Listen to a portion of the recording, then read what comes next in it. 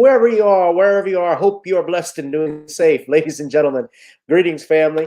Of course, I'm tuning in. You see me without the glasses off today, but if you're looking for some opportunities, particular advertisement opportunities, then look no further at the link at the bottom to my email address. You can hit me up for advertisement opportunities. We are supporting and promoting your businesses here on this channel.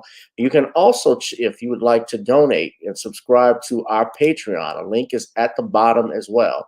So you have multiple ways in which you can advertise with the platform by emailing me when we go on do our live stream. You also have access to premium content, those that want to see premium content that you will not find here on YouTube or Facebook or Twitter, as I am suspended probably by now.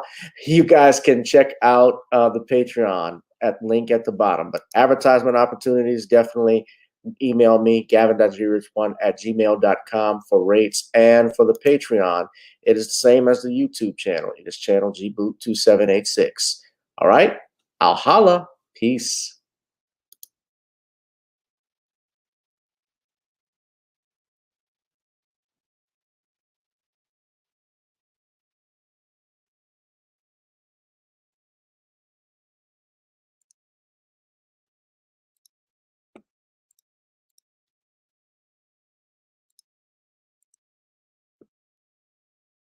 Also known as G-Boot.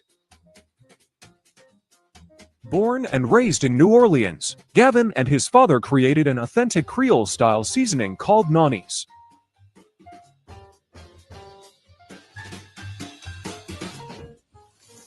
All right, so we just fried the chicken, and we put the fried the chicken with some Nonnies. We added some Nonnies to a blend that y'all saw earlier, and then it shout out to that. How was it? It goes great, obviously. That's what he said. So that's Nonnies Creole Blends, ladies and gentlemen. You can go to our website, Nonnies, N-O-N-I-S, CreoleBlends.com. NONISCREOLEBLENDS.com, ladies and gentlemen. Try it on chicken, meat, or fish. Nonnies goes great with every dish. Oh, I can smell it right there. Go ahead. You know how to do it, Neil. Anyway, guys, try it on chicken, meat, or fish. Nonnies goes great with every dish. Go to NonniesCreoleBlends.com and order you some Nonnies Creole Blends, ladies and gentlemen. Happy 4th of July. Oh, we're going to try some more. Can't wait for the burgers. So. Make your food more flavorful. Chicken, meat, or fish, Nonnies goes great with every dish. Order at NonniesCreoleBlends.com. We all know and love our B1 brother Gavin, also known as G-Boot. Born and raised in New Orleans, Gavin and his father created an authentic Creole-style seasoning called Nonnies.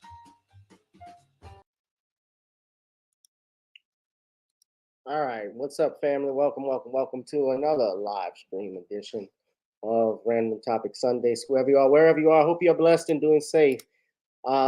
You can donate to this channel by going to the Cash App, PayPal, or Zelle at the bottom. Welcome. Ladies and gentlemen, smash up the likes, smash up the likes, hit that notification bell so you know when we'll go live next time.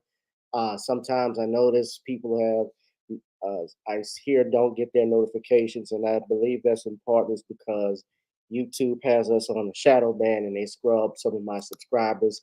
I have 1,300 subscribers, and yet I'm seeing only 6 or 5 people here. Frankly, I'm tired of even talking about that. But we don't stop, ladies and gentlemen. So please, if you love this channel, if you like me, I love you to support it by donating to the Cash App, PayPal, or Zelle. Smash up the likes, smash up the likes. I know my main topic today is something that we touched on this past week, which was the passing of Carolyn Bryant-Donham, who was as far as I'm the principal instigator, as far as I'm concerned, in the Emmett Till murder and his kidnapping and his murder. And I have already done videos commenting about it. I want to talk about it a little bit more. Before I get into that, though, I first off want to talk about something, some of the other topics I had in mind a little bit today. Before I came on here, I Was just watching some stuff. I was watching, of course, the basketball game is on. I know a lot of people are into that. And I just saw, according to this, Golden State actually just went up. It's 87-81. Kings were leading earlier. But before we get into that, I do like to talk about some lighter stuff. I do. But one of the things I had in the hashtag, I had Steve Harvey's name trending because Steve Harvey was on Club Shay Shay's talk show podcast, Club Shay Shay. And I was just listening to some of it. So I'm going to get started with that. But Steve Harvey basically told Shannon Sharp, quote, a woman doesn't have to bring anything to the table. Now, I'm going to play, without hopefully getting a copyright strike, just a clip of it because, YouTube and whoever owns Shay Shay's podcast, they'll hit you with this stuff and do that. But I'm hoping that doesn't happen. So I'm going to go ahead and play that right quick for you all. And I want y'all to listen very carefully. The whole video is a 2 hour, it was a great interview. It was over 2 hours, but there are clips of it that are out. One of the things I found interesting about Steve Harvey was that he talked about and he admitted that there was beef within the Kings of Comedy, which we had heard for a long time at any rate. But Steve specifically talked about his 3 marriages and 2 divorces and how he married Marjorie Harvey. Now, I want y'all to listen to this briefly. And of course, fair use, I'm claiming fair use. I just want y'all to understand what's going on here and how anybody could take relationship advice from a 2-time divorcee. Now just listen. To talk about, he quoted Minister Louis Farrakhan, and then at the end of it, he said, "So choose wisely." And it was the best thing because a woman like an elevator button, man, they can take you up or down. If you get the right one, you got something. You get the wrong one, but it's like a man to a woman. If you get the right man, you can go somewhere. Right. You get the wrong man, you off. Like I heard you say one time, well, I was laughing so hard. You said you paid for a divorce. Yeah. I said, this dude right here was committed. But see, I want people to say she was getting a divorce. I want people to say this. Yo, see, she was getting a divorce. Them lips pouted out. She was getting a divorce. I just was gonna pay for it, Skip. I was gonna pay for it because I wanted. I ain't gonna lie. I wanted that booty, Steve. I wanted that booty. That booty was my patootie. Already, I didn't break the home up. I don't give a damn. Because you know how people take it to one way. Yeah. She was getting a divorce. And he owed the money. Right. Right. What's wrong with that? Right. If she was getting a divorce, what's wrong? Well, here's my take on it. That's the woman he was with, okay, but what everybody's looking at is you got involved. You went on national TV, Shay Shay, and talked about it. I paid. You were trying to get this woman's divorce, and you didn't end up with her, apparently. You wanted this girl. And Shannon was going to offer money for the divorce. So she was getting the divorce, but he's offering to pay for it.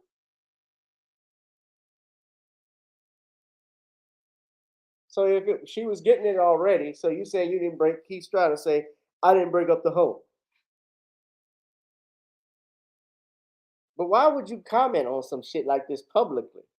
Because when somebody's getting divorced, that's a private thing. And yeah, people get divorced for any little thing, whether it's, well, I just can't look at her no more, get on my nerves, I'm tired, this person's having an affair. There are various reasons, it can be for what we have grounds for divorce, as we say, a fault divorce or a no fault.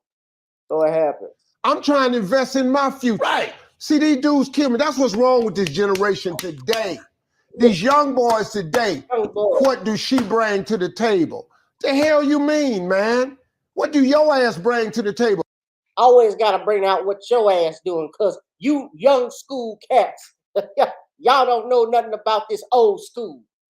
Old school, your ass, your ass better bring something to the table. your ass better bring something to the table, and it ain't just your appetite, nigga. You got to bring something for it. You got to bring it like they brought my hair like I brought back hair in the 90s, y'all. When I had the high top, it was up. That's what men do. Now, all jokes aside, so he says, what do you bring to the table? He's basically, and I'm gonna play the rest of it, but he's saying that a woman doesn't have to bring anything to the table. That's essentially what Steve is saying.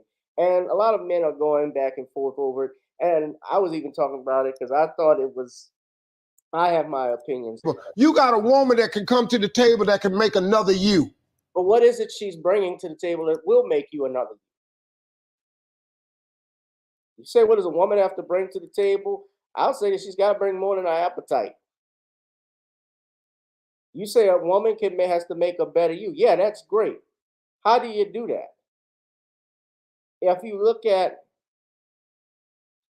relationships today, especially with modern American women,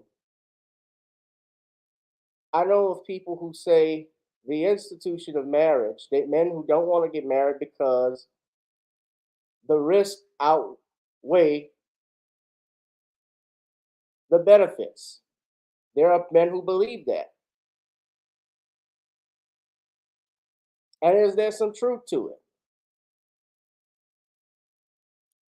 But even aside from the institution, just with marriage, even just being in a relationship, there's a genuine disrespect for Black men in America and society. We all know that. And many of our women, because this is a gynocentric country, they're trained to believe that stuff. They got something there. Oh, he ain't shit. This is negative. He ain't shit. We broke up and took daddy out of the homes.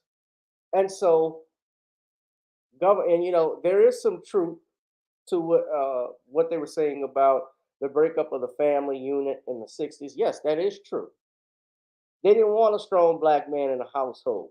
When you look at the TV show Good Times, Esther Rolle had to fight to have John Amos, to have a Black, well, not just so much John Amos, but just to have a Black father for her children, because Norman Lear and the rest of the white writers behind Good Times, even though they didn't create it, it was created by Mike Evans and Eric Monty, they didn't think it worked in a situational comedy. But you have somebody like Steve Harvey, a woman ain't got to bring nothing to the table. She got to bring, it takes two to make one. Yes, the man is the provider in a relationship. Absolutely. The man leads the household, but does she understand that? That's what I talk about too, about the respect for marriage, the respect for the institution. Some women want to be married, but they don't want to be a wife. And you got to keep that in mind. But Steve Harvey is on his second marriage, is on his third marriage. He wrote a book called Act Like a Lady, Think Like a Man.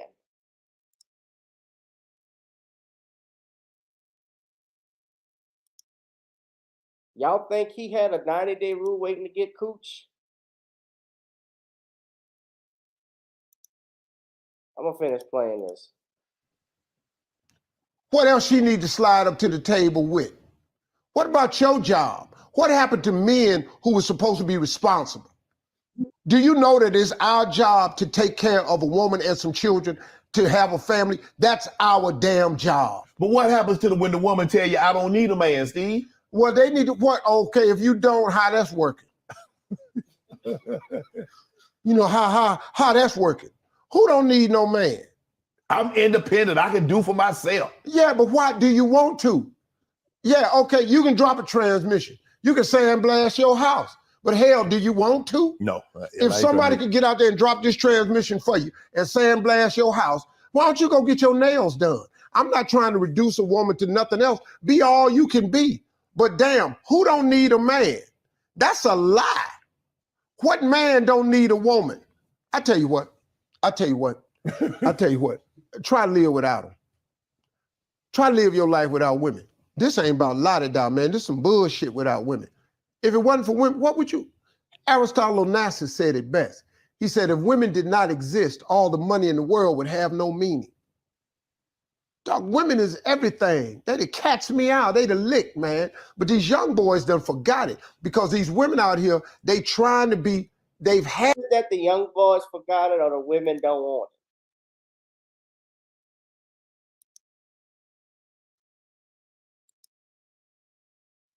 Aristotle Onassis, let's not forget, he said Aristotle Onassis said that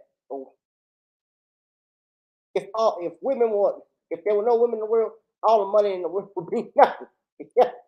Aristotle Onassis was married twice.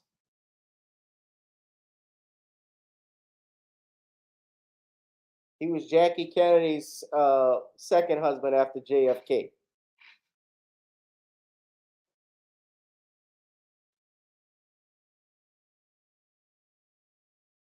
He was actually a Greek magnate. Many of y'all don't know that. He was in the shipping industry.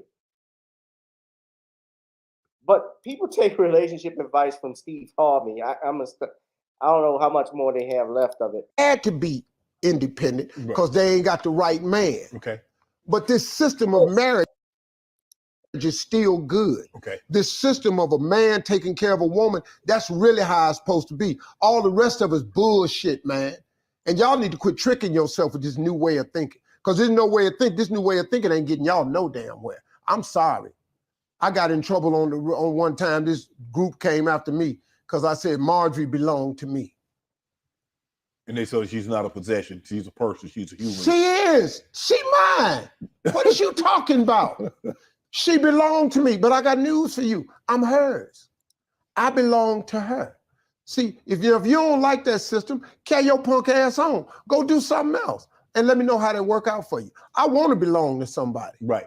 I want somebody to belong to me. I take care of my wife and my family. Did you ever feel like you belong to somebody? In your previous relationship, did you feel like... Shit, Steve Harvey didn't even take care of his family. His first wife and second wife, he left them.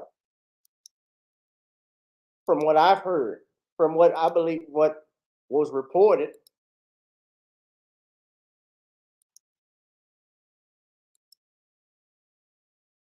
So a lot of people, Steve was simping it up a little bit. Steve been saying some stuff. He even talked about how we didn't steal nothing from when he was talking about old boy was a Young Thug.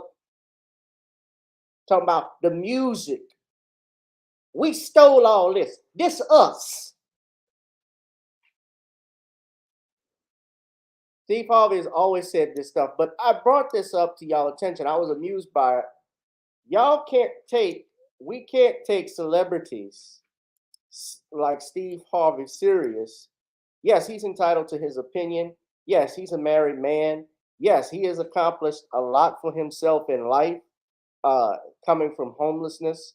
He built the Kings of, being a part of the Kings of Comedy with Bernie DL said, and that was all great, having this TV show, radio show. But just because you are rich and wealthy doesn't mean you're right about everything. Marriage is a two-way commitment. You give both you trade in the I for us, the I for we. Everything is not just on the man. Yeah, the man is the provider of the household, the leader. That's true, but there are women who don't like that. Like I said before, they prefer the title of being married, but don't like to be a wife.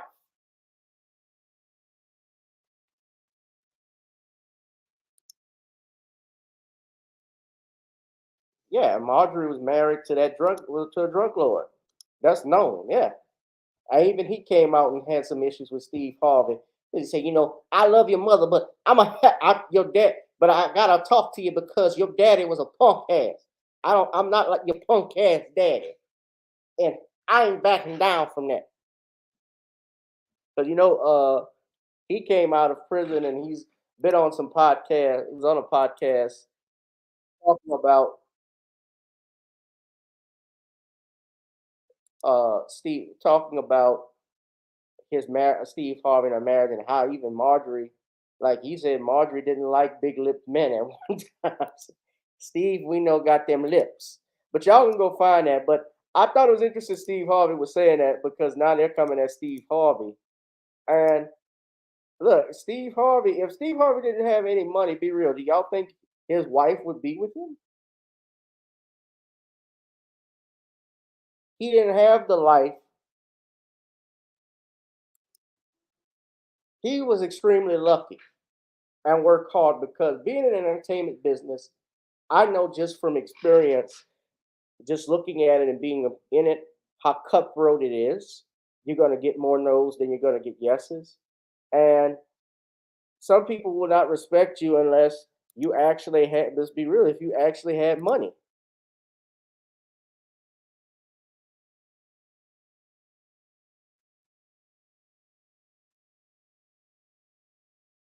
That's just how it is.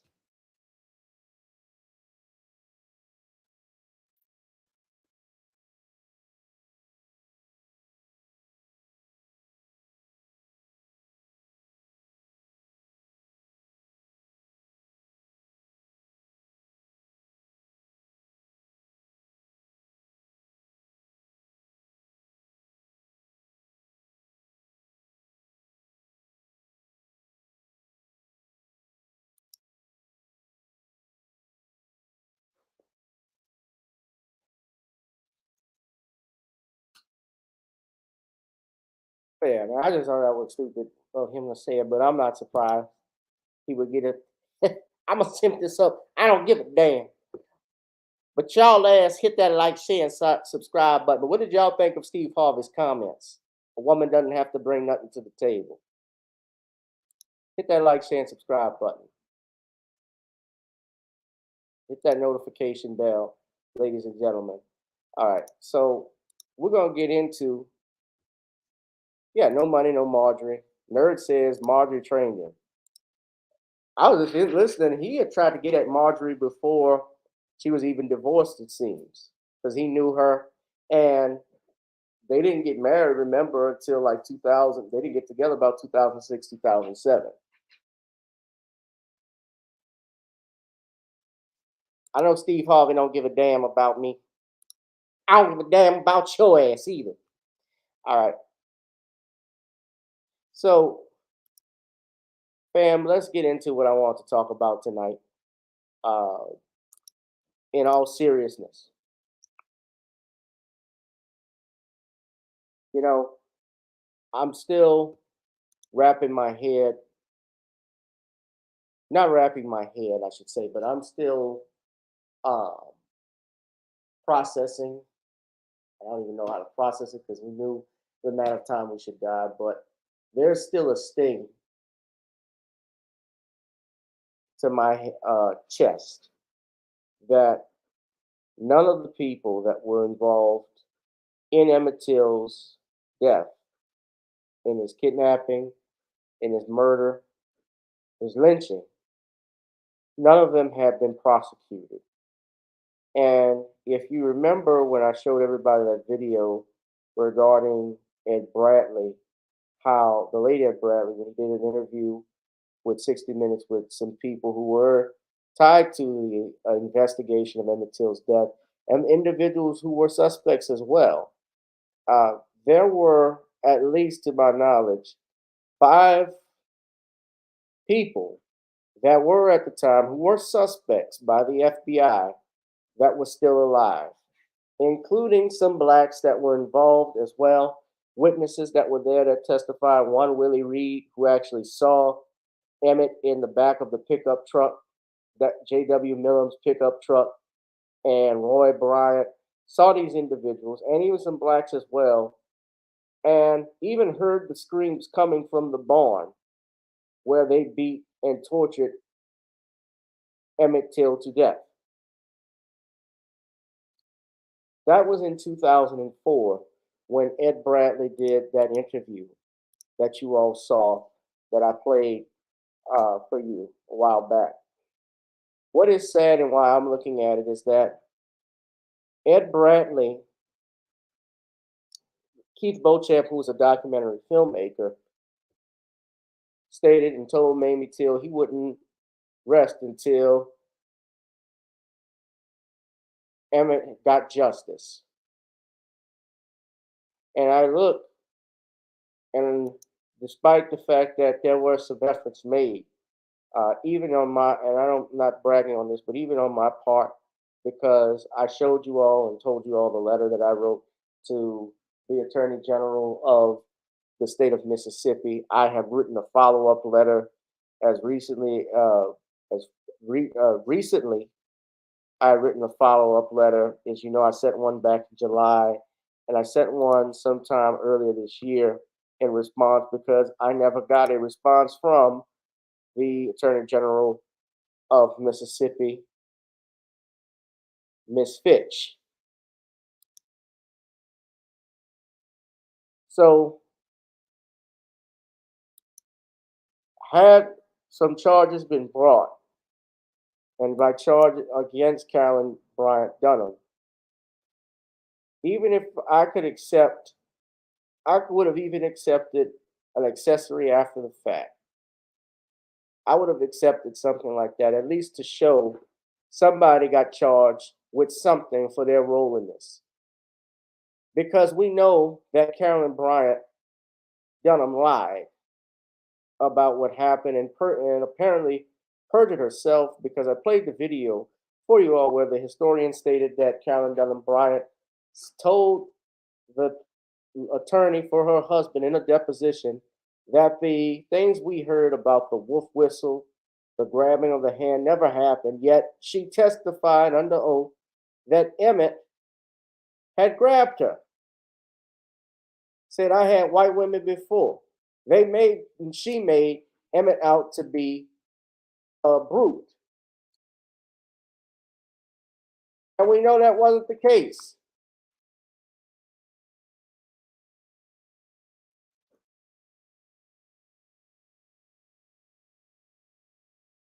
I can't sit up here and say, you know, yeah, oh, she gonna go to hell, all this stuff. Yeah, that's likely to happen. God has the final authority on everything. I dig that. But I listened to Jason Black's, was partially inspired by listening to Jason Black and his broadcast last night. I still look at the fact that there was a failure on the parts of the state of Mississippi, that county in Sumner, that town in Sumner where the trial was happening, the state, the city, and yes, even to the Department of Justice. Because if I have the information that I'm telling you all right now, how we knew she lied, her memoir that's coming out in 2036 that somehow or another News One was able to get a leak and get the leak and actually look at what she was alleging as to what happened, then how come the federal government didn't even want to consider the opportunity of bringing charges against this old bag of gas? They had this information, ladies and gentlemen. As I stated before, I showed you the proof that they had that showed that she was involved in Emmett Till's death. That's her at the trial, leaning on the head of her husband, Roy Bryant. And that's Emmett.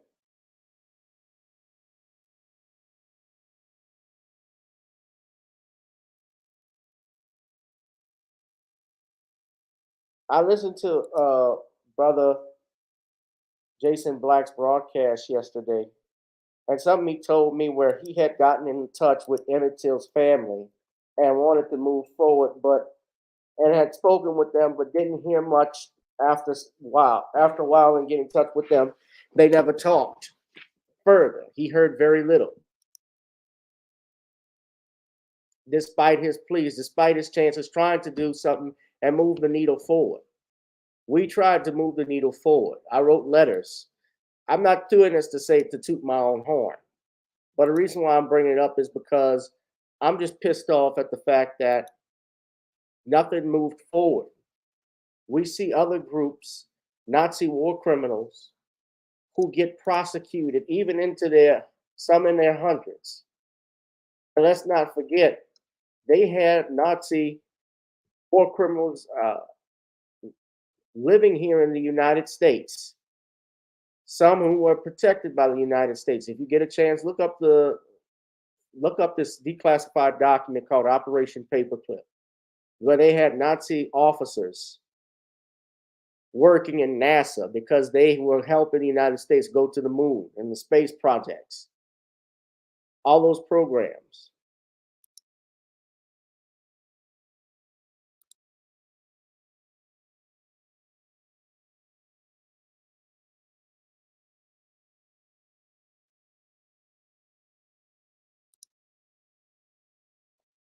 You have tribunals that are still running to this day to lock up Nazi war criminals.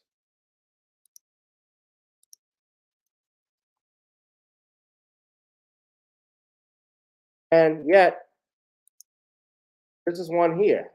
Former concentrated camp secretary convicted. This is a secretary. I don't even think she even I don't think she even murdered anybody. But she was accused of aiding and abetting the murder of 10,505 people and attempted murder of 5 people. And they gave her, now this of course is overseas, but the point being, they gave her a sentence of 2 years. A 97-year-old woman who worked as a Nazi. This is just in December of last year. Irmgard Faulkner got a 2-year suspended sentence. I want y'all to look at this. In a district in the northern town of Itzhol. She got a 2-year suspended sentence for aiding and abetting the murder of 10,505 people and attempted murder of 5 people. And this is to be one of the country's last trials for World War II crimes. And most of these Nazi criminals, a lot of them actually have, of course, as you know, by now have passed on due to old age. But the point being, they wheeled her ass in at 97 years old. She's got on a K95 mask, and she's sitting in a wheelchair awaiting the verdict. Now, this is overseas in Germany, and you didn't think they could have done this here in the United States, where there is no statute of limitation on murder. And we know that, and I bring it up because we know Carolyn Bryant-Donham lied multiple times and was protected. Go back and listen. Let's go back right quick and listen to what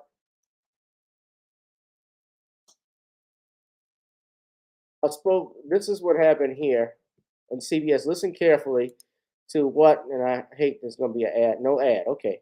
But just listen to detail of making advances. This is towards her. He's gained national attention. I think this is a guy who's over. Let's see who's this professor that was speaking. 14-year-old Emmett Till was kidnapped and brutally murdered by Bryant's then husband and his half-brother in Mississippi in 1955 over the allegation. The 2 men were acquitted in his killing by an all-white jury, but later confessed in an interview. The case gained national attention after Emmett Till's mother allowed Jet magazine to take and publish photos of her son's mutilated body in an open casket. The horrific image shocked the nation and served as the catalyst for the civil rights movement. Years after Till's death, Donham admitted to fabricating parts of her story, although she was never charged with a crime. Professor Davis Houck joins us now. He's a professor of rhetorical studies at Florida State University, and he helped found the Emmett Till Memory Project. He also co-authored a book about the media response to Till's murder. Professor Houck, thanks for being with us. Thank you for having me on, Jim. Sure. I'd like to start by asking you about sort of any interactions you had with the Bryant family. I did. Back in 2009, word got out that the family was shopping a memoir. And I edited a book series with the University Press of Mississippi. And so I figured, why not? I wrote a note to the family. I had an address and I sent it. And of course, I didn't figure I'd hear anything. Well, a week later, I get a phone call from a woman who identifies herself as Marcia Bryant. Marcia Bryant is Carolyn Bryant's daughter-in-law. And Marcia Bryant, first of all, wanted to know, how did you know we had a manuscript? And then proceeded to talk my ear off for about a half an hour about her mom being innocent. And the family's really never spoken. And so I just tried to keep her on the line, keep her talking. But I'll never forget how she signed off as we were getting ready to hang up.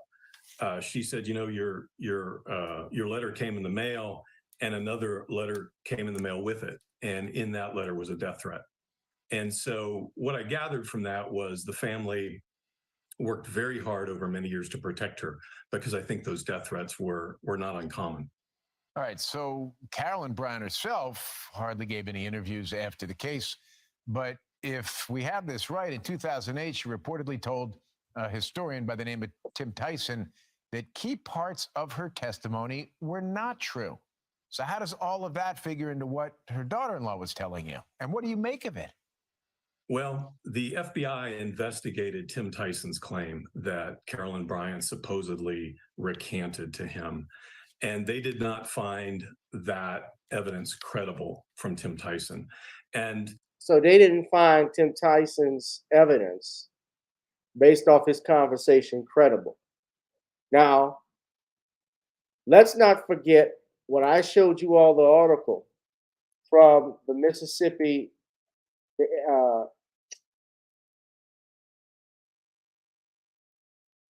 I bookmarked this, excuse me.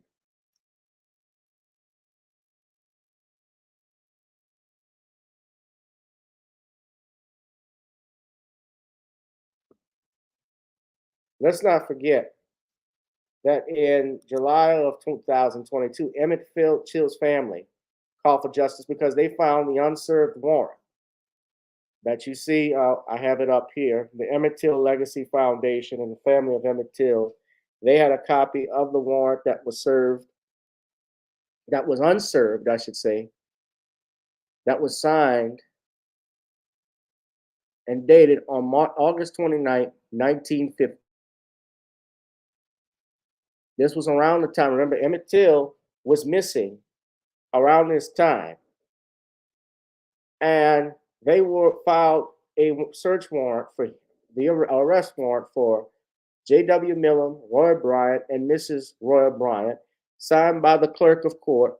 It looks like a Martha Lamb was the clerk of court at the time in the county of LaFleur, Mississippi.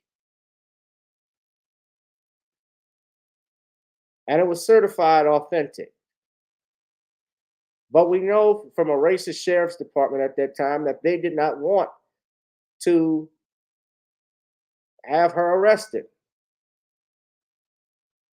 They actually tried to indict Roy Bryant and J.W. Millam on kidnapping charge. But let's not forget, at the same time, these men, after being acquitted for murder and obviously not being charged with the grand jury, by the grand jury for kidnapping, they did an interview with Look magazine admitting they did everything to this boy. And if a grand jury wanted, based off of those admissions in that magazine, and even with the federal government now this is in the 1950s, they could have filed, if they wanted to, federal civil rights charges while those bastards were alive. They elected not to. Now, I'm going to finish playing what the professor is saying here, because he goes in and tells you that Carolyn Bryant-Donham lied. I'm going to pay attention, and y'all listen to this. Excuse me. This summer, the memoir, the unpublished memoir, leaked. And for me, what's interesting is in that memoir, she sticks exactly to the story she gave on the witness stand on September 22nd, 1955. So I take her at her word, and her word, we know, is really just a bunch of lies. We know this because on September 2nd, just 2 days after Emmett's body was discovered, she was interviewed by a lawyer, and in that kind of deposition, she indicates what happened in that store. And Emmett did not put his hands on her. He did not talk dirty to her. He did not talk fresh to her. He did not talk about being with white women before. And so those were lies that she concocted on the witness stand 3 weeks later.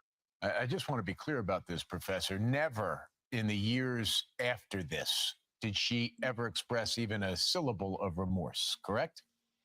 Well, in her memoir, she does do that, but she never did it in front of a camera. She never did it in a public venue. So you're right. The Emmett Till community, the family, wanted to hear from her directly, but that never happened. All right, so the Bryant family obviously has had to live connected to this with the legacy. I'm just curious, have any of the other generations said anything about this in the almost 70 years since? They really haven't. They've kept a real tight lid on her story. What I'll be interested to see is in the days and weeks ahead, did Carolyn Bryant perhaps leave instructions for somebody to talk? And we'll see. We've long wanted the family to say something, but again, the sons, the grandkids, nobody has said a word. It's so important, obviously, to continue to tell the story of what happened. You have the Emory Till Memory Project that you helped found to help do that. Can you just give us a little bit of insight into what the Emmett Till Memory Project is all about? Yeah, I'm happy to. So we founded this project back in 2015. It was a joint project between the University of Kansas, my colleague Dave Tell, and Patrick Weems at the Emmett Till Interpretive Center, and my colleagues here at Florida State. And what we wanted to do is we wanted to educate a new generation, especially younger generations who are growing up on smartphones and who can go to the Mississippi Delta as well as Chicago and study the case from their phones. So it's a GPS-enabled app that takes you from site to site and tells the story, along with archival images, as well as pretty detailed narratives of what happened at that particular location. Professor Davis Houck doing some important work, making sure the memory of Emmett Till is preserved and what happened to him is never forgotten. Thank you. You're welcome. Thank you. Now, you heard. What happens when an incurable optimist confronts an incurable disease? A question worth pondering. Okay, so you heard what he said. What Professor Huck said was she sticks exactly to what she originally stated 70 years ago, nearly 70 years ago in that memoir. But when she gave the deposition, is what I'm looking at. And I'm also looking at the statements from FBI veterans. Now, the feds could have prosecuted them like they did with Mississippi burning. Yes, yes, I am aware, especially as an attorney, the FBI's authority to prosecute and the feds, Department of Justice authority to prosecute cases. It is true, it's limited. However, what you saw, for instance, in the case of the three civil rights workers, Schwimmer, Cheney, and Goodman, that were murdered by the Klan, members of the local law enforcement who were part of that. There was a statute that stated that if you tried to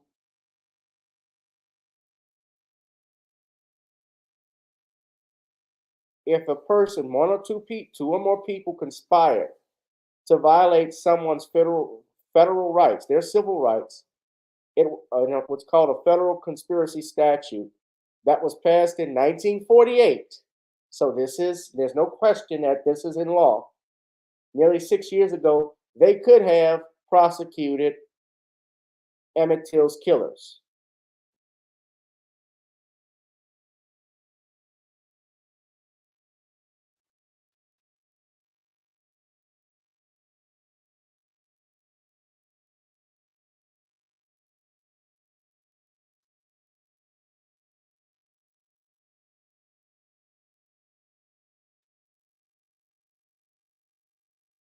Now, they asked what civil rights were violated. Well, I would say for Emmett, every right he had under the Constitution, the 14th Amendment, equal protection under the law, Due process. His First Amendment, his rights to free speech. You said he whistled at a white woman. How you know that? That even if he did, he could speak. His Fourth Amendment rights, unreasonable search and seizures. The right to be free. Even though these weren't police officers, they acted in a crime.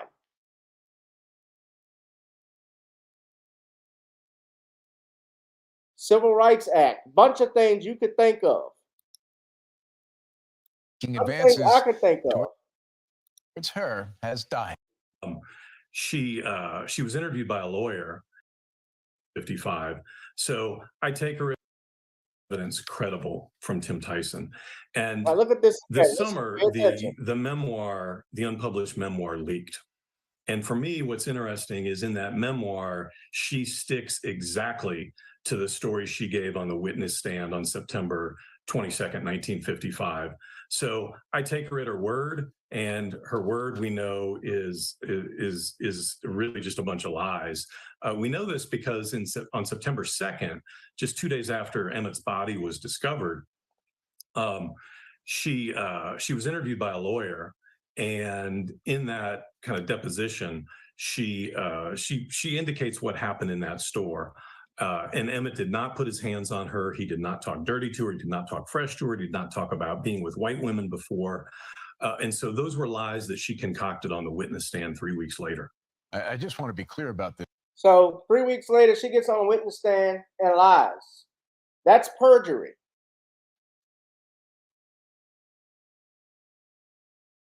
And it was involved in a homicide.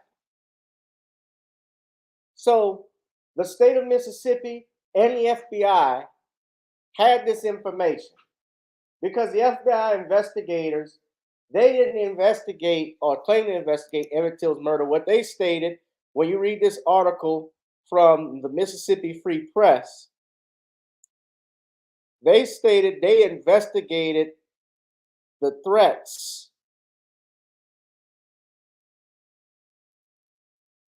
to the Tallahatchie County Sheriff, Carolyn Bryant, and the defense and prosecution, but they didn't actually investigate the murder.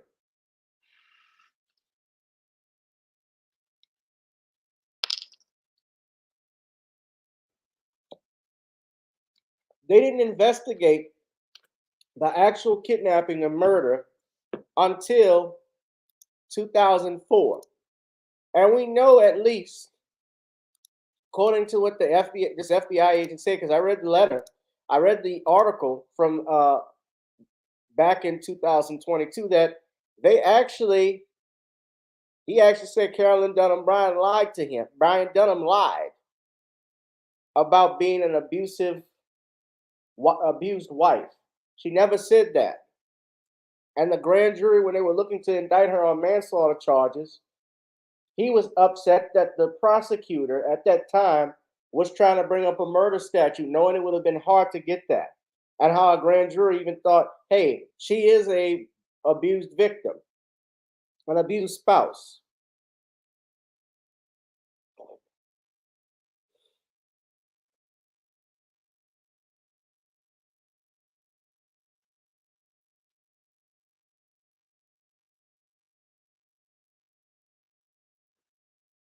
There were blacks, and I would say this, that were involved in Emmett Till's kidnapping and murder. According to Keith Beauchamp, he said they were there because they were supposed to do what they were supposed to do, and if they didn't cooperate, they probably would have been killed with Emmett. But I don't absolve them for it because, you have the ability to say no.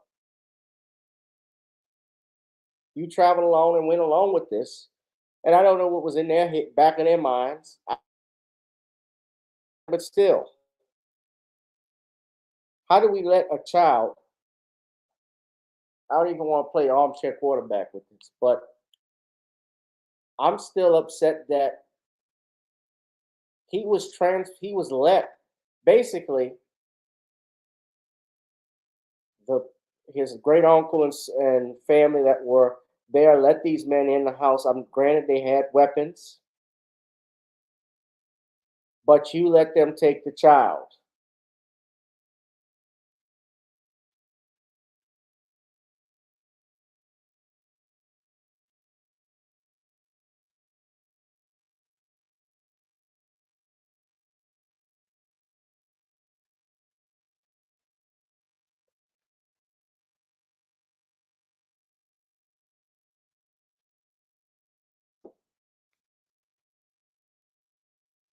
And this is FBI agent Cynthia Leotel, who led the Bureau's Cold Case Initiative from 2008-2011.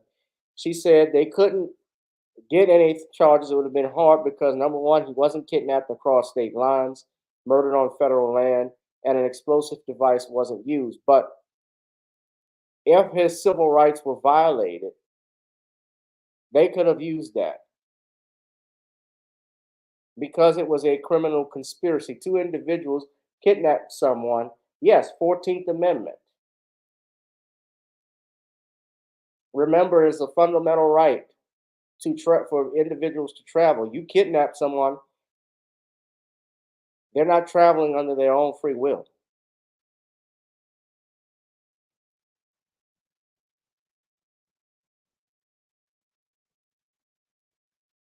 And the key was to use the conspiracy law that was violated.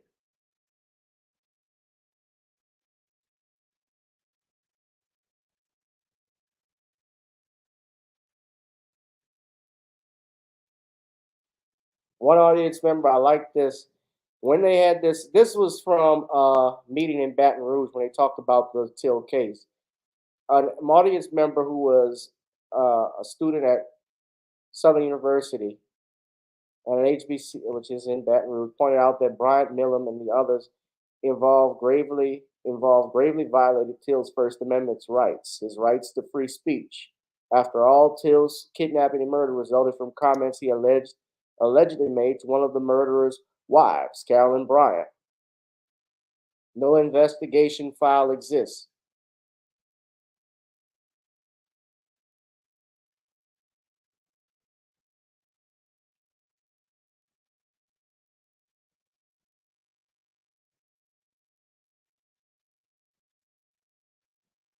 Now, Keith was a producer of the film Till. I've never seen it.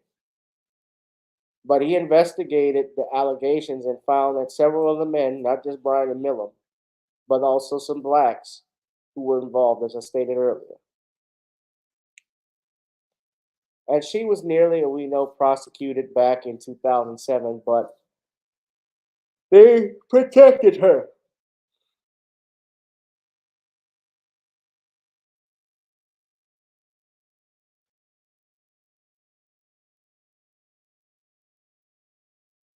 He was off by a bond. One bond to the less is the proper murder site. The sheriff, judges, jurors, prosecuting attorneys, and all defense attorneys, except one, were dead. We knew there was a trial transcript, but we didn't know where it was at. He continued in Baton Rouge. Since the 1960s, we knew there was no actual true autopsy performed on Till. There was a doctor who looked at the body, very biased, if you read the court transcript.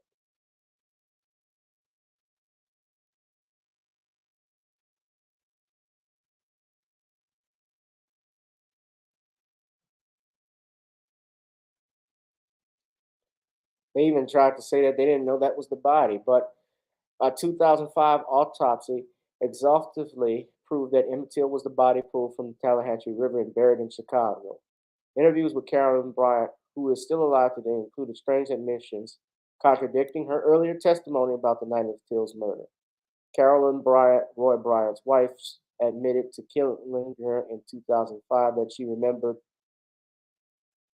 Roy Bryant, Millam, and a friend, Elmer Kimball, bringing Till to their house, supposedly unharmed.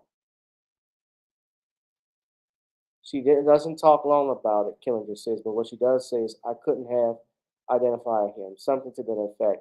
When in fact, that was the whole purpose for them being there. So that didn't even make sense. For her to say that's the boy, so I got this kind of half confession from her that he's brought to her, but she won't say I identified him.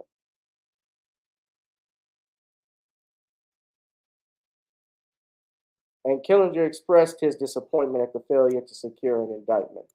Now, the reason why I talked about Emmett Till's family, I just want to say this too, is that if you remember this, you may or may not know, but when I bring up the Nazis, in fact, there is the head of the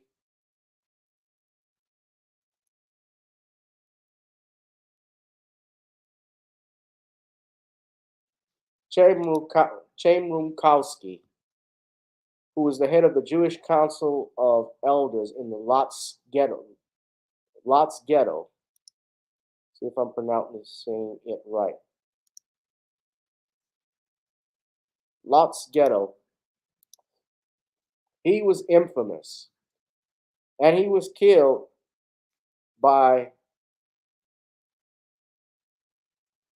the Santa Commandos, inmates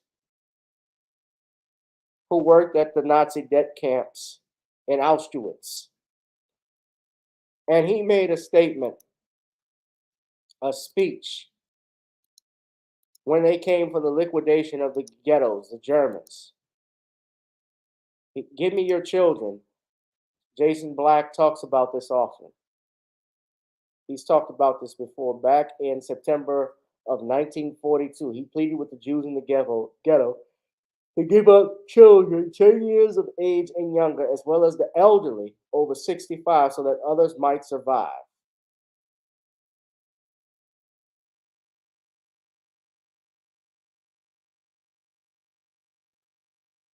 They gave and handed these children over under his command to the Nazis, where they transferred these kids, brought these kids to the death camps to die.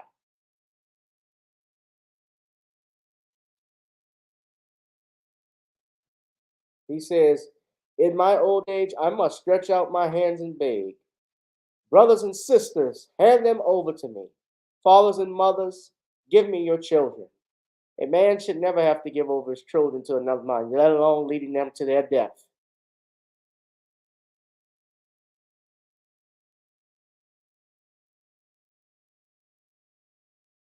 Some historians have called Rumkowski as a traitor and as a Nazi collaborator. Rumkowski aimed at fulfilling the Nazi demands with the help of their own off-road security police if necessary. His rule, unlike the leaders of other ghettos, was marked with abuse of his own people, coupled with physical liquidation of political opponents. He was a scumbag. He cared about his own living, not others. And when he went, and he himself was, when he was no longer needed, was sent to the death camps, the Jews there killed him for his betrayal. I bring this up because I'm still, lamenting at the fact that Emmett was killed and was basically allowed to be, and shouldn't have happened. And while we may not get justice for him, we can use this as a stone reminder that we should never, ever, ever again let anyone get away with harming our children. Let these, even these old, some of these civil rights cases, if they can be prosecuted, those that are still active in the books, let us see, so that those families who lost those loved ones can get justice if it be fitting, if it be possible. Because when you allow something like this to happen and go unpunished and unchecked, then the same perpetrators, or not the same perpetrators, the ones that they pass these ideas and ideologies onto the next generation, will likely continue to do that with our kids and grandkids. And that is something, a world that I can't stand to live in.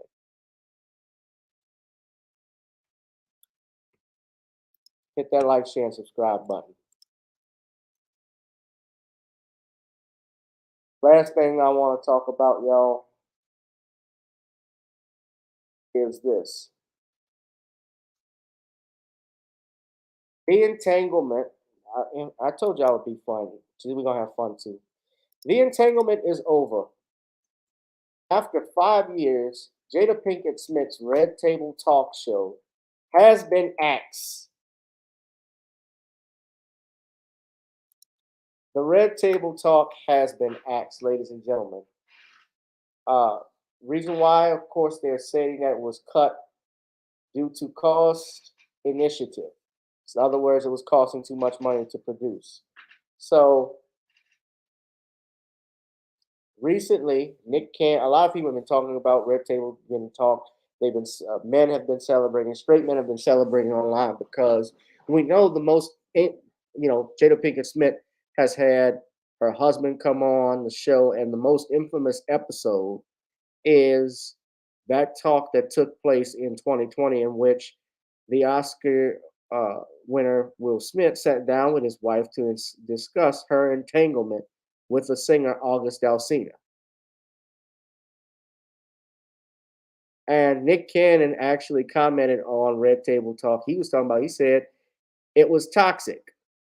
He called it toxic table.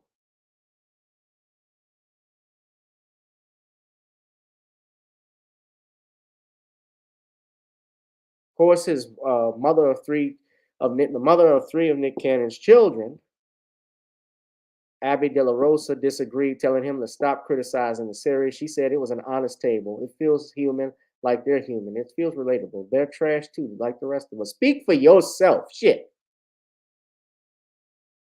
I don't feel trashy at all. I don't go on international TV on the internet and put out that I fucked my son's friend. That's human. You can be human. Some shit just don't belong, period.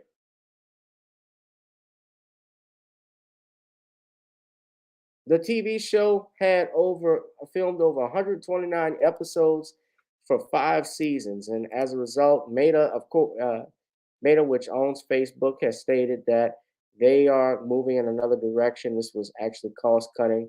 I'm not aware, though there is another Red Table Talk that Gloria Estefan's family also hosts, and I don't know if that is canceled. They didn't say that, but their Red Table Talk as of now, which first had its first episode on October 7, 2020, from what I've seen, has not been, I don't think it is canceled.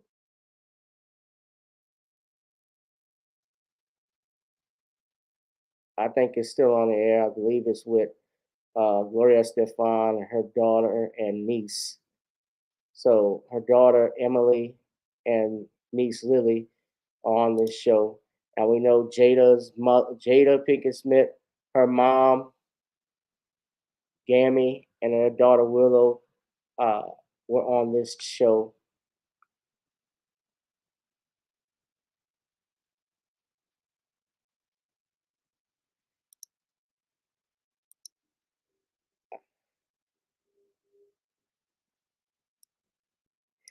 But yes, that Oscar slap. Look, that really, do I think that had a role in it? Yeah. That had to have a role in it because that changed everything. People looked at Jada as being and Nick Cannon even saying she was at fault for that Oscar slap. She embarrassed her husband on national television, on the internet. And I gotta fault Will Smith. Everything is not all on Jada. Yeah, I wouldn't blame everything because Will plays a role in that too. But why would you even think of doing this? And that's not the first time though she's embarrassed her husband. She has said embarrassing things. I'm not surprised by this.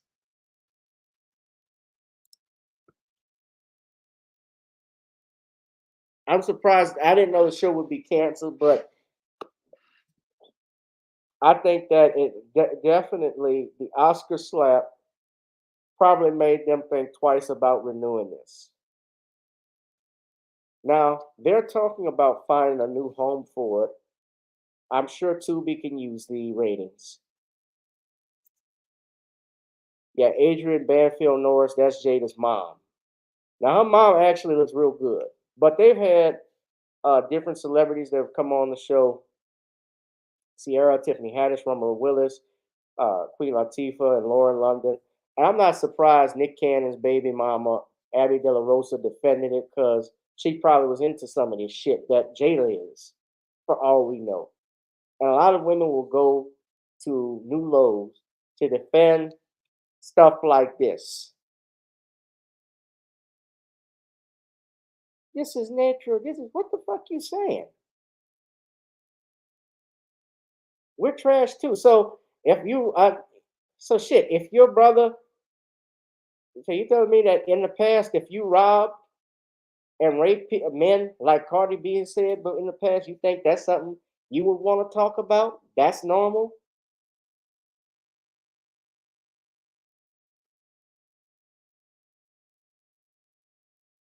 All right. You talk about yourself. I like licking assholes. Okay, that's what you do. You think you would actually like to talk about that on TV? Like, what is it with what is it with this generation that likes ratchetness? Trash TV. Jerry Springer, yeah. I, just like Jerry Springer, his show got canceled, before he died, but we celebrating all of this shit.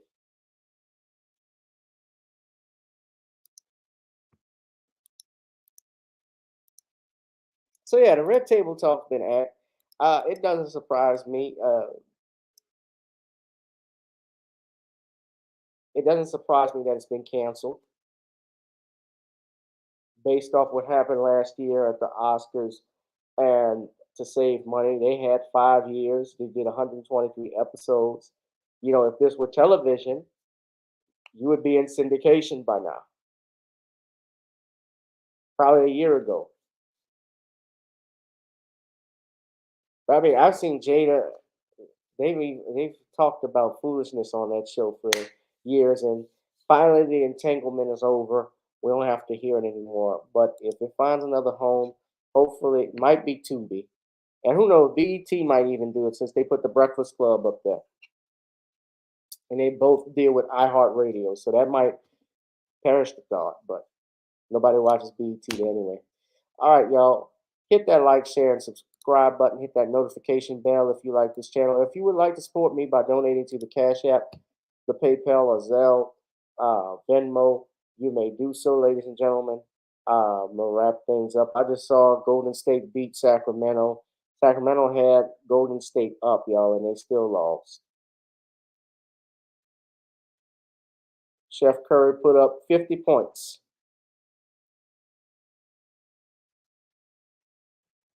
Sacramento let them back in the game.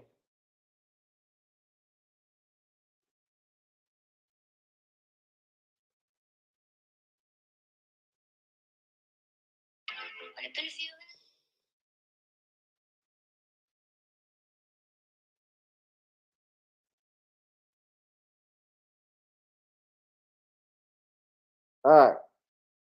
So I'm gonna roll up out of here, y'all. It's been great. I got some music and some stuff I'm gonna work on, so I'm about to get out of here. But I had to vent a little bit just to talk about that Emmett Till thing because it still bothered me. But yeah, Red Table Talk is asked. So yeah, what did y'all think of? I mean, maybe it'll be on. Maybe it'll be on. What's that other channel? The Grio Network. Have Mark Lamont Hill come on the Red Table Talk. How he had some entanglements at Freaknik. No, they didn't know how to close them out. They've always been that. They struggled when they went to Golden State and they lost by a point. They actually had a chance to win that game.